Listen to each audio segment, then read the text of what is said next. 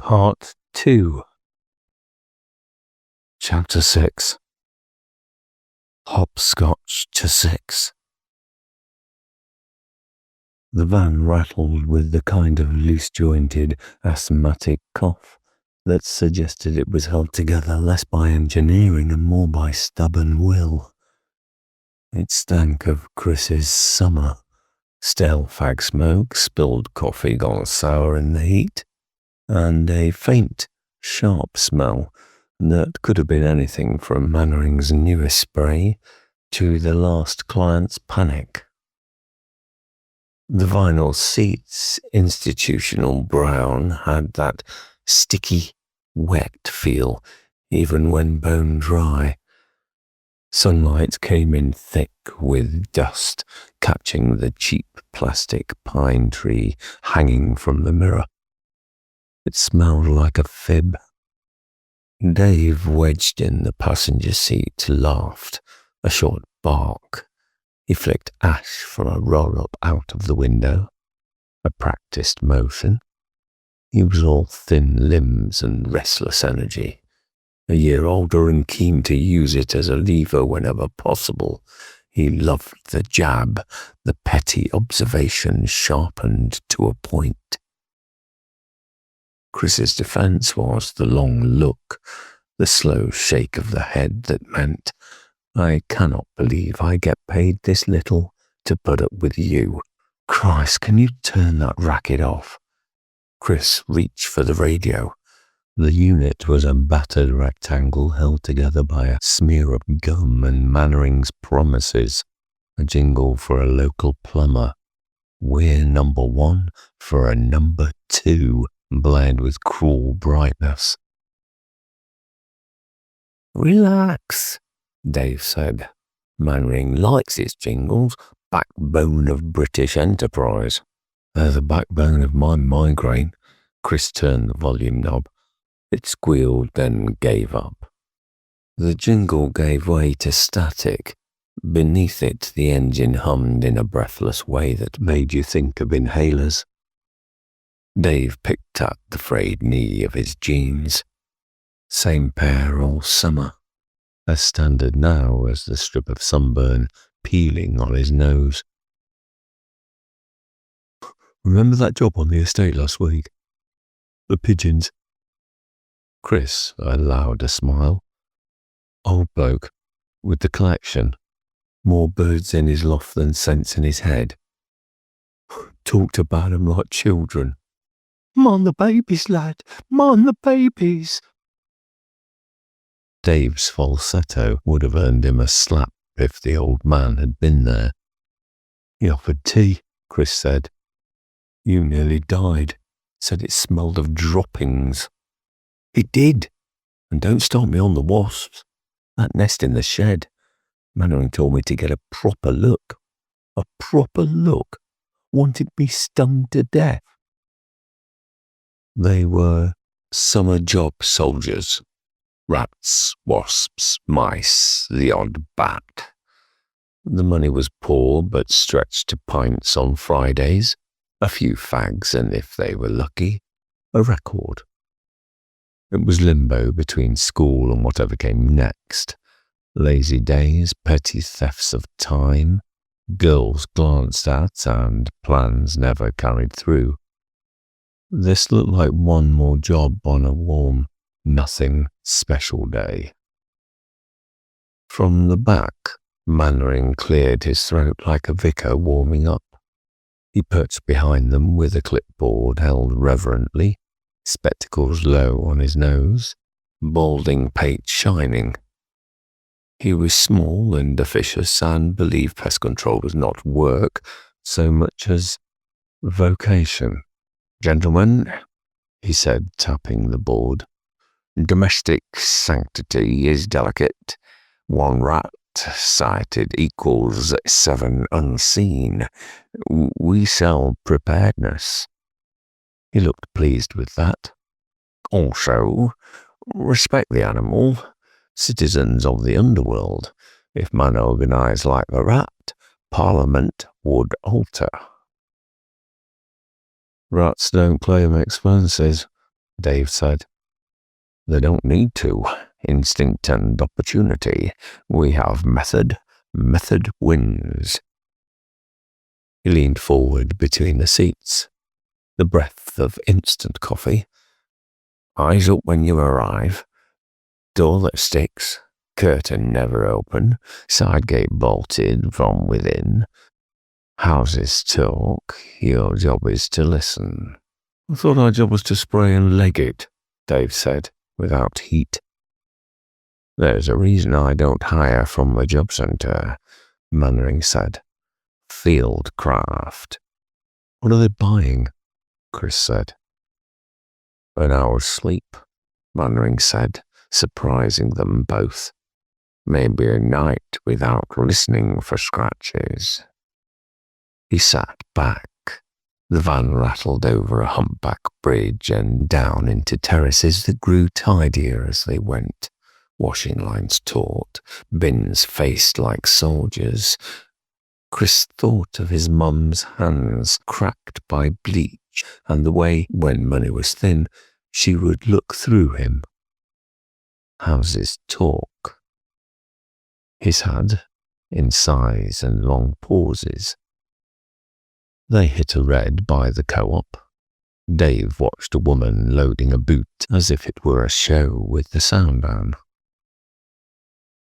Rats are worse than wasps, Dave said, tone casual but mind elsewhere. Wasps are immediate, Chris said. Rats are not. You ever think about what happens in walls? No. I do, Dave said, and left it at that. Chris rolled the wheel rim under his palm, feeling his split rubber catch, and let go. Dave watched a pigeon worry a chip box at the curb and kept quiet for a stretch that counted as progress. Friday then, Dave said. Sutton if we're lucky. God hates us. 48 quid each if both land. Enough for the Vic. Enough for the Stone Roses 12-inch. Possibly chips. Possibly. Depending on whether I owe Ricky. You do? I do. You reckon she'll be at the Vic? Who? You know who. Oh, don't call her that. All right. Claire with the fringe who could end a man. That better? Chris let it pass. You could feel Dave needing sound, the way a kid whistles down a dark lane. Observation, Mannering said to the van generally. 90%. The house tells you where it hurts. You ever think of writing a book? Dave said. Every invoice is a paragraph. They crossed the bridge by the allotments. Chris watched gardens change, toys scorched by sun and left, a trampoline listing, a bin without a lid, a deck chair giving up the joints, a quilt of lives. Some houses cleared their throats, some did not. The street felt off at once. Neat row of council houses, pebble dash and tidy front gardens, the sort of road where everyone knows everyone's business. But the usual hum, the distant traffic and mowers, had thinned. 2 doors down, a woman in a housecoat held a cordless to her ear without speaking. Antenna angled like she might tune the air. Curlers sat in her hair as if they had their own routine. When the van slowed, she brought the phone to her mouth and still said nothing. Outside number 14, a boy in a football shirt had left his ball on the grass and stood 3 paces from it, not looking at the ball and not looking at them. A man opened the door behind him, saw the van, and shut it. The boy did not move. The ball shone wet from a fine recent drizzle. The net curtain hiccuped at number 12 and settled back. Movement practiced as breathing. Behind it stood a standard lamp without a shade. The bulb was off. Chris felt a small flash of embarrassment he couldn't place, like when a teacher mangles your name out loud. Pink and white chalk marked a hopscotch to 6.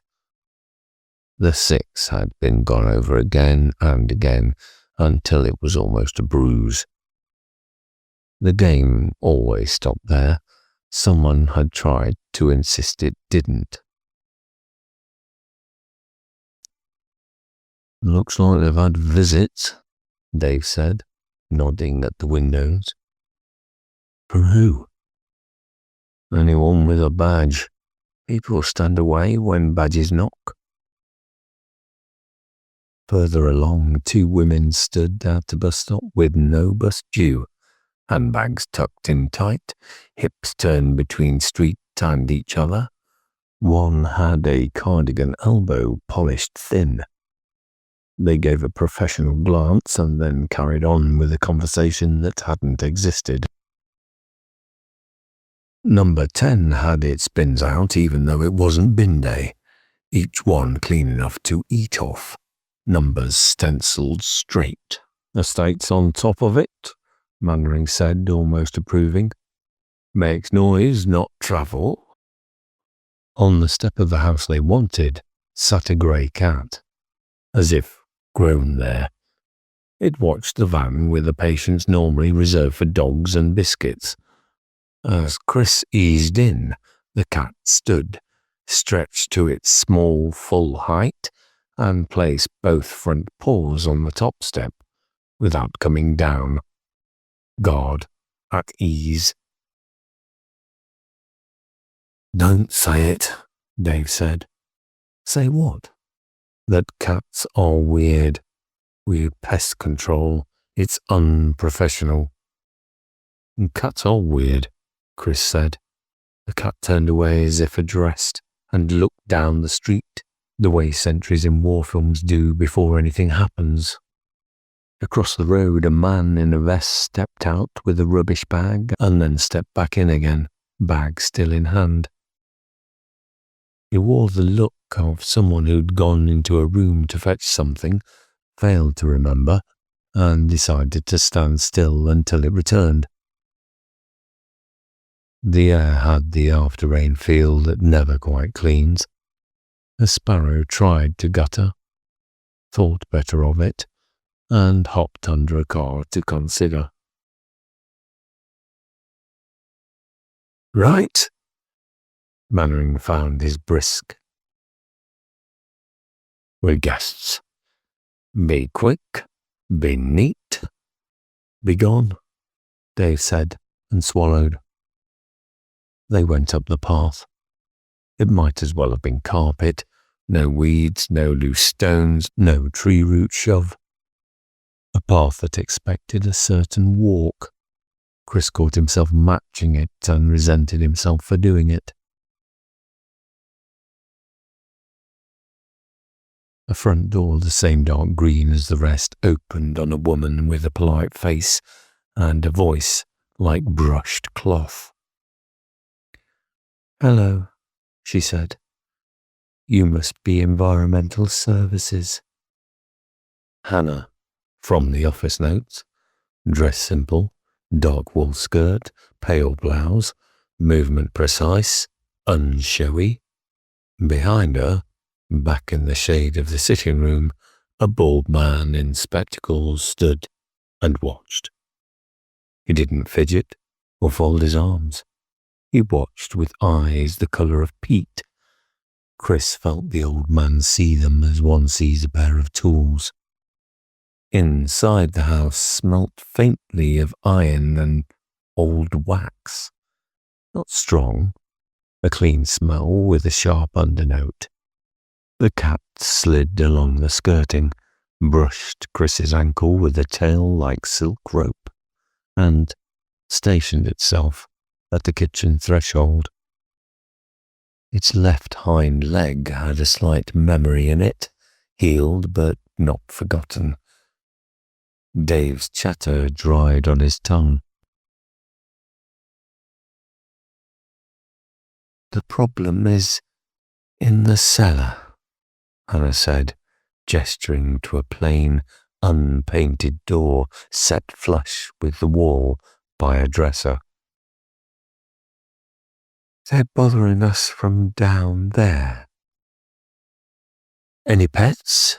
Mannering asked, already finding his footing in the language that insulted him.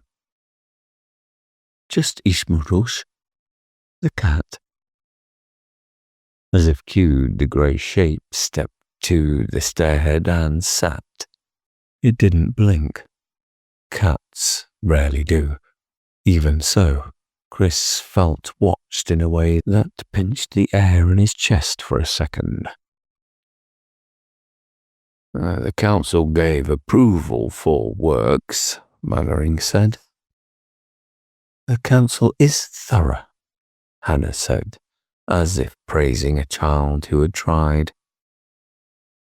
"We're grateful for their attention." Chris noticed the kitchen clock had no tick. The second hand nudged forward and rested as if time were progressed by decision. The fridge hummed and then settled. At the door, Hannah placed only fingertips to paint. No shoulder-height smudge of family leaves, no push marks. The bolt sat low, stained orange at the threads, heavy. Wrong scale for a kitchen. Nothing decorative about it. "Who fitted that?"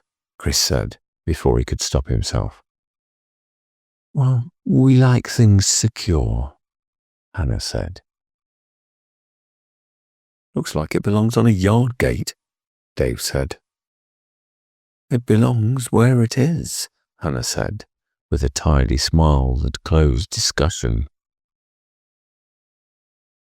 Huseevo had retreated exactly 3 steps into the sitting room and then stopped, the way a cat stops, just beyond a reaching hand. He could have sat. He didn't. From another room, an old radio whispered a presenter far too cheerful for the hour. The set sounded like 80s plastic, beige turned yellow at the edges. "Ladder," Mannering said, "in case there's a drop." They went back through the street of windows, watched all the way by curtains, damp lifted off paving after a weak shower. Someone burnt toast. Under it all, a smell like wet coins in a jam jar. Back inside, Hannah hadn't moved her feet. The cat hadn't moved either. "Shoes are fine," Hannah said, noticing Chris's glance towards the mat. "We've mopped this morning." "We?" Dave said, trying for light. "Myself and Mr. Huseevo," she said. "He's very house-proud." On a side table, jars, each labelled in one neat hand. Buttons, picture hooks, coins, order born of time, not money. At the plain door, Hannah slid the bolt. It resisted and then yielded with a small animal growl. Cold came up the stairwell in a thin line along the floor, as if the house exhaled from low in its chest. The cat rose, stretched without the show of a yawn, and stepped down 1 tread. It did not descend further. It occupied the first step, as if that, too, belonged to it. Mannering made a show of shining his torch and narrating. Brick, clay, pipe, lintel, the language of ordinary houses. The beam ate itself 2 feet into the dark, as if light here was something you paid out of pocket. Right, Mannering said. The prelim today and return with proper runs. You'll go now? Hannah said, as bright as before. For today, Mannering said. Traps tonight, bait when approved. Oh, that's sensible, she said. Chris felt the odd sensation of being marked and signed off by a teacher. The cat placed one paw back onto the tile and left it there, half in dark, half in light. Chris shifted the ladder and let the wall take its weight with a low scrape. The tiles were spotless, grout bright, a job done on knees with a toothbrush. He checked the feet for grit. None. The house didn't offer purchase. Gloves, Mannering said. Latex snapped. Dave fished 2 wooden snaps from the crate, old wood and bar types that made a sound like a pencil breaking when they went. Near walls, Mannering said, half to himself. Runners hug edges. Hannah watched with tidy interest. We'd be grateful if you didn't leave anything obvious. Mr. Huseevo worries about clutter. Understood, Mannering said, as if discussing a vase.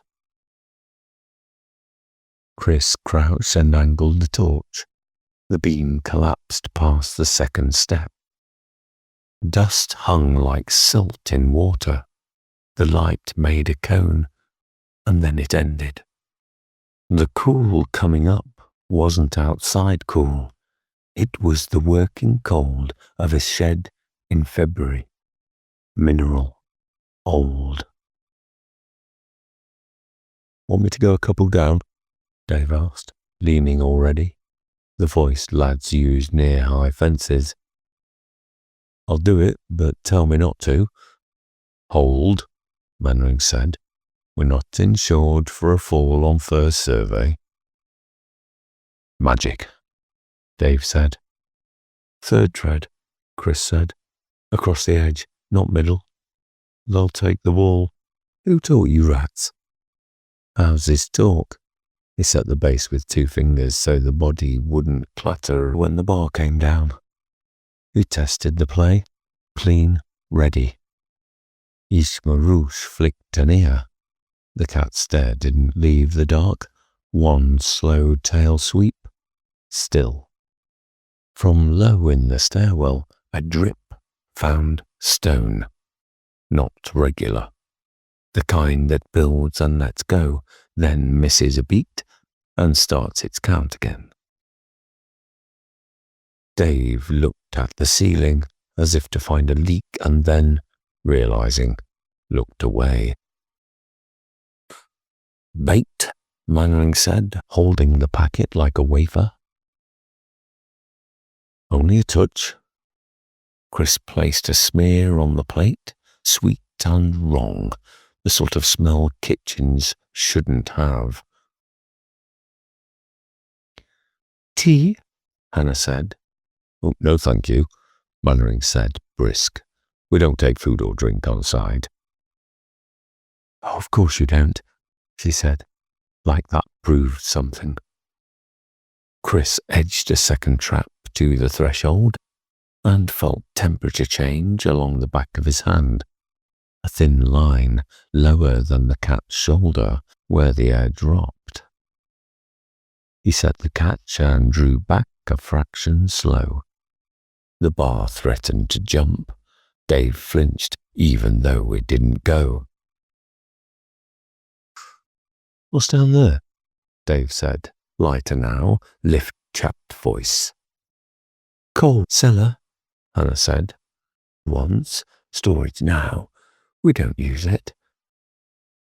You keep it very shut." "Security?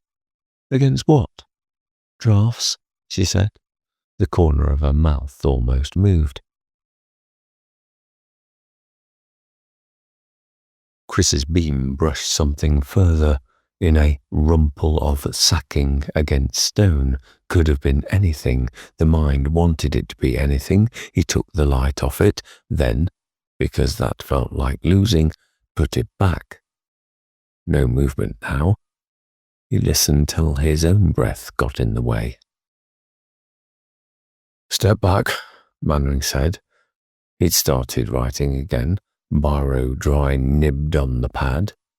"Mark this observation. First light tomorrow gives activity before they settle. Better read." Hannah inclined her head, the nod teachers use when a boy finally says the word as written. Eeshmeroosh stood, turned a neat half circle like a cat meaning to settle, and then not, and planted itself against Dave's shin as if making a point. "Mate," Dave told it, voice unexpectedly soft. "I don't work for you." "You'll keep doors shut," Mannering said. "Rats learn routines if there's an access we seal." "We keep doors shut," Hannah said. Mr. Huseevo had not moved, yet he was nearer. Chris hadn't seen the change. He felt it. The old man's hands hung easy, unposed. His shirt buttons sat one too high for comfort.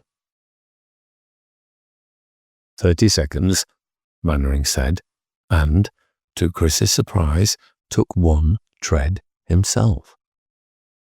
Torch close to cheek, he peered along the floor line with the concentration he reserved for invoices.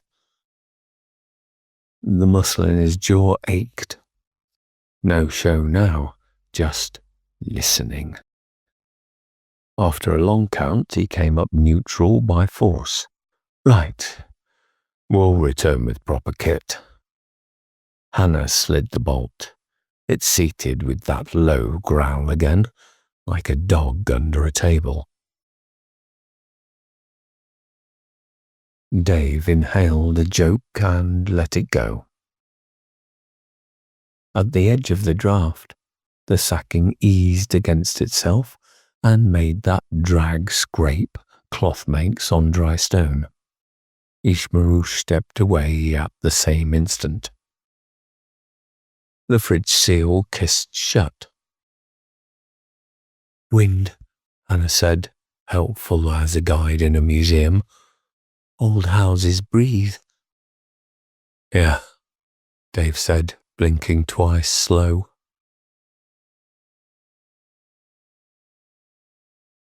They tied it fast. Mannering's pen clipped onto his top pocket like ceremony. Hannah looked at Chris a fraction longer than at Dave. Not a test, a taking of measure. "You'll come early," she said, not quite asking. "We'll notify," Mannering said. "We'll be in," she said. "We're always in." Huseevo smiled only with his mouth. In the van, Chris put the radio to static rather than risk the jingle. The street slid past like a photograph. Curtains slowed and then stilled. "Say it didn't," Chris said. "It did," Dave said at once. "The sack." "The sack." Dave lifted both hands off his knees and then set them back, like proving to himself they were steady. "That cat, the way it knew what step was its step." Chris watched the wing mirror until hedges replaced houses. He kept expecting Dave to say something daft to break the spell. Dave didn't. He breathed the way you breathe through a straw. Mannering had already entered the part of his mind wherein voices live. We'll mark follow-up required and do a discreet return. 2 traps, lower step, 1 beyond threshold if we can get purchase. I'll check the council's authorization for gels. Last memo was ambiguous. Ambiguous, Dave said, and laughed once. The sound fell apart when it landed. The air from the open door had a way of staying on you. Not outside cold, the working cold of a garage in February, even with the door shut. Chris rubbed his hands and smelled the day on his skin. Van seats, spray, a sour line like wet nails. At the light by the co-op, a man stepped off the curb without looking. The van's brakes did their rusty groan. The man waved an apology that didn't meet his face. Ordinary life stretched and yawned. Chris almost let it take him. You ever get the feeling a house is not empty, but not full the way you think full is? Dave said. That's called people, Chris said, but without shape. Promise me we're not going back alone, Dave said. Not just us. Not for this one. We never go back alone, Mannering said. Cheerful now. The paperwork would finish me. Chris checked the mirror at the next corner, even though nothing showed now but municipal hedge. He thought about the cat on the first step and the way it had chosen. The bolt, the neat jars, the clock that moved when it felt like it. By the main road, the van warmed enough that the seat smell stirred again. Dave cracked his window. Air slapped in sharp as nettles. The radio gave a shipping forecast, a voice that didn't belong to their county. Rats, Dave said, trying the ordinary word like a pin for the day. It's rats. Sure, Chris said, and let the forecast talk about easterlies and poor visibility.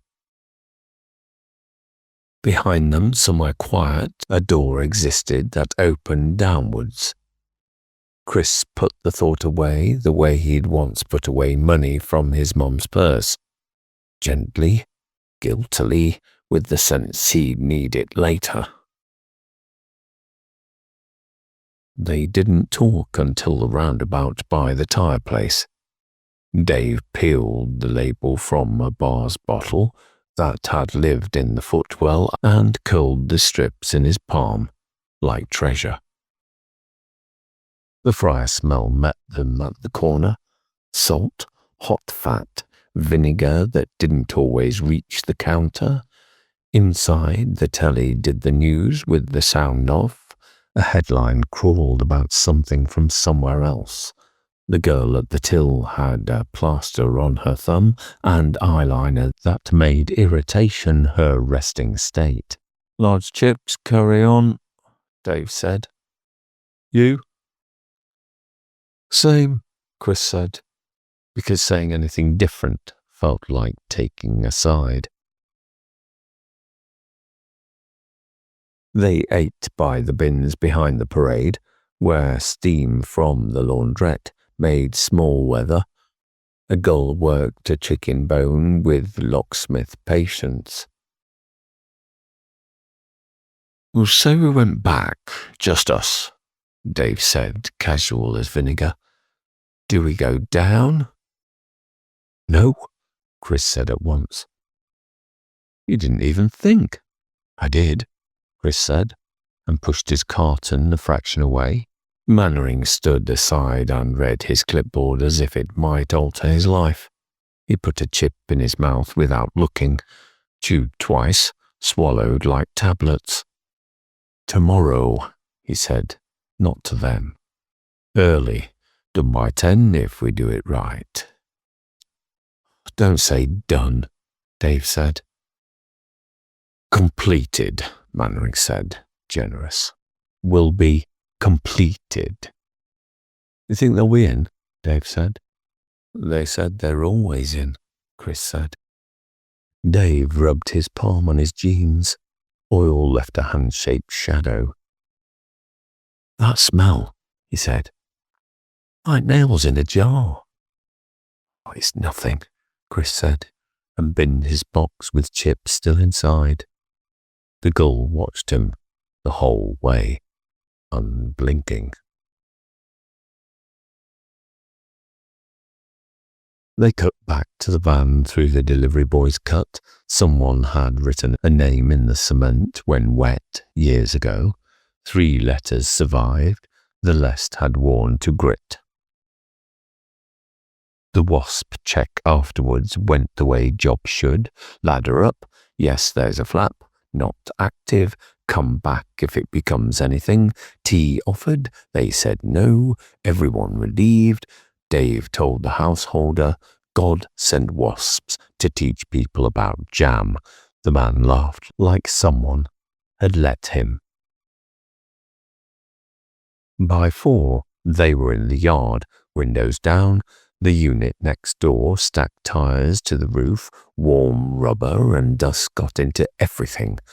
Mannering signed the sheet and made an extra copy for a file no one had ever asked to see. Tomorrow, he said, declaring harvest. 7:30 load, 7:45 away, long sleeves. We look like professionals. We're paid like professionals. That last bit's untrue, Dave said.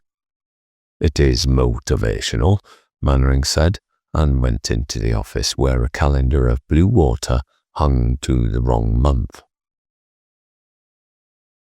Chris leaned on the van and looked at the sky above the roofs. High, flat cloud that promised nothing and kept it. You staying at yours or your mum's? Dave said. Mine. Vic later? Maybe. You should. Claire with the fringe who... Yeah. You've got to start somewhere, Dave said, a philosophy he would forget when needed. Chris walked home the long way to avoid the canal, because water at night was a mirror he didn't want. Past the allotments where little grew, past the shop with pigeons on the ridgeline as if reading a notice. He cut by his mum's without meaning to. Curtains open, plant on the sill still alive. He didn't knock. He didn't want to carry whatever the day had put on him through that door. At his flat, he washed his hands and, irritated with himself, washed them again. The smell lightened and stayed. He changed his shirt and left the old one over a chair, as if it had asked to be there. The room felt at a different angle, so he stood and went to the window. The shop across the road had its shutters half down, the owner always late to commit. A kid on a BMX rode past without pedalling, letting the slope do the work, arms loose, face blank. Chris watched the world until it settled into the shape he recognized. The telly gave him a quiz with answers always on the edge of the tongue. He turned it down. The quiet of his flat had regular beats. Neighbour's telly through the wall, boiler deciding itself, buses if the wind was right. At 8 he put on his jacket and went out. Claire with the fringe wasn't there. He went in anyway. Dave had colonized the fruit machine and was impersonating a man with a plan. They had 2 pints, then 3. Dave told the pigeon story better than he had in the van. The crowd laughed in the right places. Chris went to the gents, washed his hands again, as if it could make the day adjust, and on the way back, stopped by the quiz machine to read questions for a game he hadn't paid for. What is the collective noun for? He left it unread. He didn't want that knowledge. At closing, Dave tapped his shoulder. Don't dream about cats, he said, bright, then caught his reflection in the window and looked away. Chris took the long way again. Outside his block, a fox crossed without hurry, a creature made for alleys and bins. It paused, checked he wasn't going to do anything silly, and continued. In bed, he lay on his side and let the building speak. Neighbours' telly, boiler ticking cool, a bus somewhere, under those a rhythm that probably wasn't anything. He breathed until it matched and slept hard, the way you do when you've held yourself upright too long. He woke once near 2, dry-mouthed from the beer, and stood at the window for air. The street offered its ordinary, a taxi slow rolling, a lad in a hoodie cutting through to the main road, a porch light that came on late and went off early. His shirt over the chair held the day's smell. He put the window down and returned to bed. Telltale creak in the frame, loud in the quiet.